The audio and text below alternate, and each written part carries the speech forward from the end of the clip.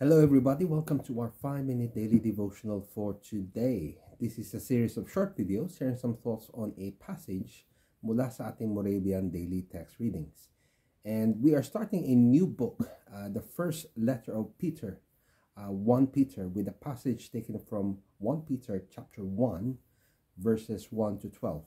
So just to give you a bit of a background, this letter was written by Peter, one of the 12 disciples of Jesus, one of the key leaders of the new church established after Pentecost. He is one of the movers in the church in Jerusalem. And this letter was written by Peter while he was doing missions outside of Israel. Actually, he was in Rome. And itong sulat na ito ni Pedro ay sinulat niya para sa mga Gentile believers, yung mga hindi Hudyo na sumunod kay Kristo, Gentiles, na Christians based in Asia Minor, which is current Turkey. Okay? So just a bit of a background. This letter was written by Paul to these Gentile believers to encourage them sa gitna ng kanilang mga pasakit, sa kanilang persecution, the sufferings that they have been going through as they follow this new life they have in Christ Jesus. Let's start off with a verse from verse 3, chapter 1. Peter gives a greeting saying, "Blessed be the God and Father of our Lord Jesus Christ." Papuri sa ating Diyos na Ama ni Jesu Kristo. According to His great mercy, He has caused us, and this is important, to be born again to a living hope through the resurrection of Jesus Christ from the dead. So itong bagong pag-asa, itong buhay na pag-asa, pag-asa na hindi patay, hindi ito walang kwenta, walang silbi. Ito'y buhay. Bakit? Kasi ito'y naka-base sa ating ugnayan sa nabuhay na maguli na si Jesus. Isipin mo, kung si Jesus Christ ay nanatiling patay, nakalibing, at hindi nabuhay na maguli, lahat ng sinabi niya patungkol sa kanyang sarili at patungkol sa plano ng Diyos sa buhay niya ay wala ding silbi. Kaya yung sinabi niya na siya ang anak ng Diyos, siya ang lingkod ng Diyos, siya ang daan para tayo maging matuwid sa harapan ng Diyos, was made possible nung siya ay nabuhay na maguli. That's why we consider it a living hope. Dati yung pag-asa natin ay nakasalayan sa nabuhay na maguli na si Jesus. Now, what did he say? Peter also added that this living hope through the resurrection of Jesus Christ is a living hope to an inheritance. Yung ating pag-asa ay para sa isang mana na hindi maagaw, hindi magpe-perish, hindi masisira, na hindi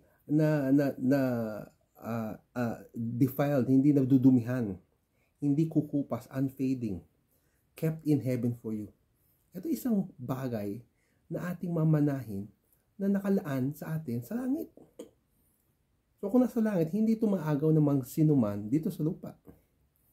At ito'y nasa kamay ng Diyos. Hindi ito lilipas o kukupas man. Who by God's power, verse 5, are guarded through faith for our salvation, ready to be revealed in the last time.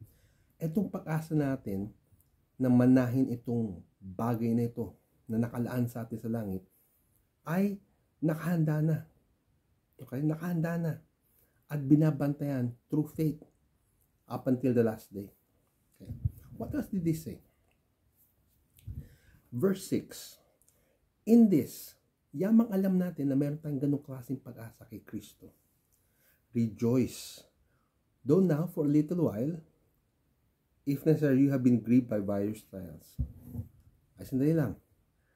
Sabi dito ni Pedro, magalak ka.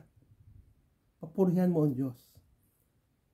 Sa kabila na, sa ngayong panahon ito, sa panahon ito, sinulat ni Pedro ito sa mga mananampalataya doon, sa Gentile believers sa Asia Minor, sa Turkey, dumadaan sila sa pagsubok. Oo, meron kang mana, pero ito'y nakalaan pa sa langit.